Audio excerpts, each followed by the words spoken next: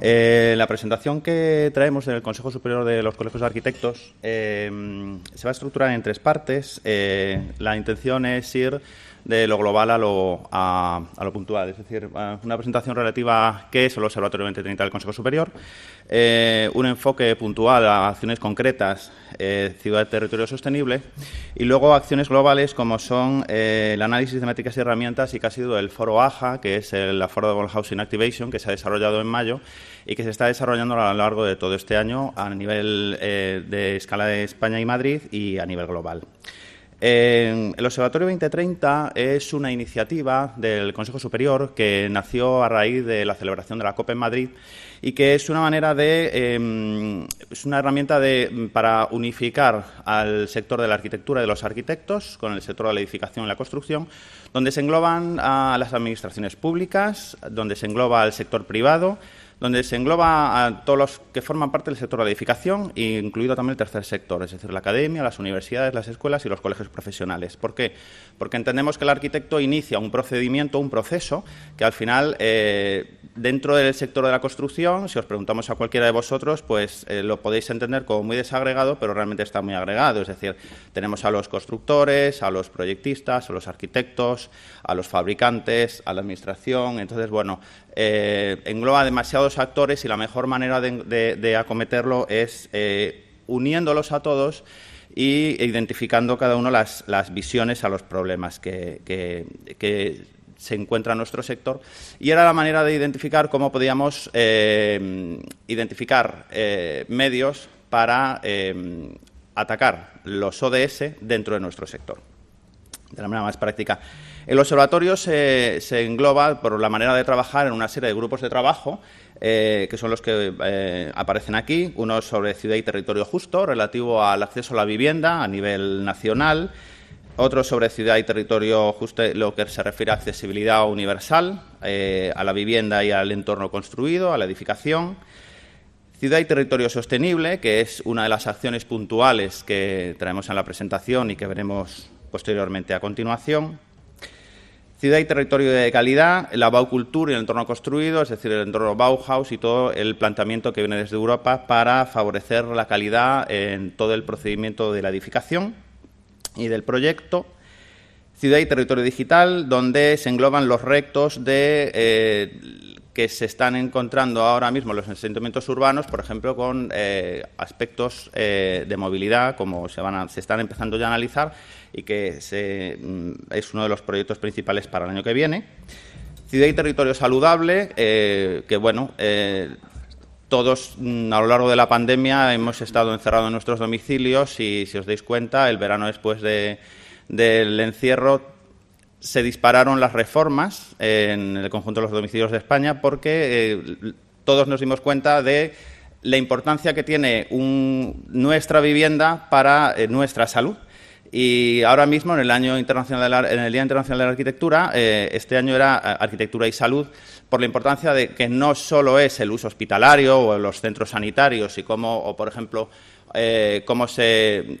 está enfocando la relación del paciente y el centro de salud desde el punto de vista de la arquitectura. En algunos ámbitos, por ejemplo, cómo llega el paciente a los centros oncológicos y es decir, qué puede hacer la arquitectura por mejorar esa relación del paciente y el entorno en el que se encuentra. Y pues son aspectos que están cobrando mucha más importancia para ver cómo, al final, una buena arquitectura genera mejoras en la salud. Ciudad y territorio en transición, ¿vale?, con otros aspectos que tiene, y ciudad y territorio productivo para ver cómo los recursos del conjunto de la construcción pues deben de ser favorecidos desde un planteamiento de economía circular y resiliencia. Esto ha dado lugar a una gran red de contactos y de mallas, es decir, donde todos estos grupos de trabajo lo que promueven y generan es una visión holística de cada uno de los que conforman los grupos de trabajo. Y las acciones que se están desarrollando pues van desde la presentación y firma de la emergencia climática del sector, que se desarrolló desde el Consejo y que tuvo mucho éxito, hasta las últimas que se están desarrollando en este año de rehabilitación, que va relacionada con las acciones que son necesarias para que en el conjunto de la sociedad española los fondos Next Generation pues realmente tengan un impacto real en el entorno construido, en la edificación, en los entornos urbanos, ¿no? Donde por poner un caso, no solo están los arquitectos, están los administradores de fincas, están los constructores, es decir, todos las comunidades de propietarios, los notarios, los registradores, es decir, todas esas profesiones que están relacionadas y vinculadas con todo el sector de la edificación. En particular, y en el caso que hablábamos antes, de ciudad y territorio sostenible, es decir, cómo mejorar la calidad ambiental en el entorno construido, el planteamiento que se hacía, que el resultado de este trabajo, de este grupo de trabajo, ha sido una guía que se publicó hace relativamente poco en colaboración con otras profesiones. El planteamiento holístico y transversal hacía un planteamiento de diseño, del abordaje del problema que se quiere abarcar, visibilizar las acciones y los casos de éxito, que como veremos más adelante es una acción que estamos planteando en todas nuestras iniciativas. Es decir, muchas veces por desconocimiento no se sabe todo lo que se está haciendo y hemos identificado que es necesario coger las buenas prácticas y los casos de éxito y ayudar a su difusión y su conocimiento, porque a escala local son conocidas, pero muchas veces a escala global no lo son. Entonces, el Consejo Superior, a través de los colegios de arquitectos de las comunidades autónomas, pues ese conocimiento que tenemos lo estamos volcando en una serie de repositorios que permiten que ese conocimiento pues sea mucho más global y que buenas prácticas que en algunos entornos o ámbitos territoriales tienen éxito puedan replicarse en otros ámbitos. Establecer una visión común con aportaciones de cada sector y, finalmente, definir las líneas de acción que en el corto plazo, porque todas las acciones de los grupos de trabajo van encaminadas siempre al corto y al medio plazo, pueden desarrollarse. Esos planteamientos de estrategias, esas estrategias van a dar lugar a los grupos de trabajo. Han funcionado siempre de la misma manera, con un primer desarrollo de la visión de los distintos actores del sector, identificación de los problemas y retos y luego una definición de las acciones que hay que desarrollar para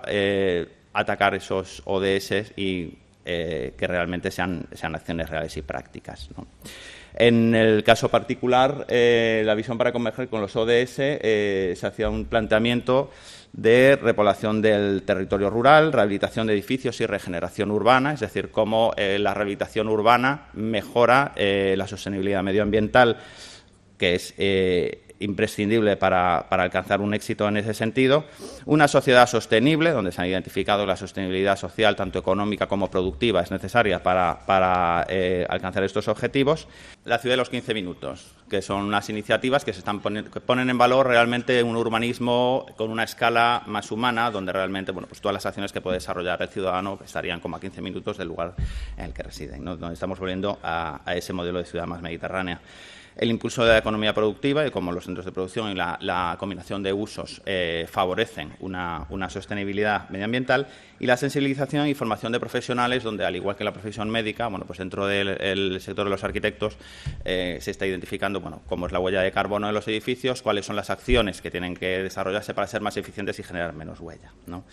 Y, en ese sentido, las estrategias y acciones asociadas que van vinculadas a estas acciones son las que se incluyen aquí, ¿no? La emergencia climática, acciones para reducir la emergencia climática, transición energética y descarbonización. Una de las acciones que ahora se ha desarrollado desde el Consejo Superior es la creación de una calculadora de huella de carbono. El Consejo, ¿cómo se dice?, compensa su huella de carbono en todas las acciones que desarrolla anualmente y en cada uno de sus proyectos, ¿vale? Entonces, en ese sentido, por las características del sector de la edificación y de la arquitectura, tenemos